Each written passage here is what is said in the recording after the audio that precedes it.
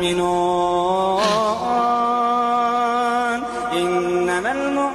الذين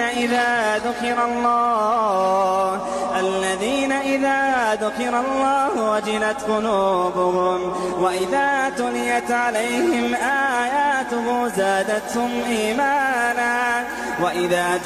عليهم آياته زادتهم إيمانا وعلى ربهم يتوكلون.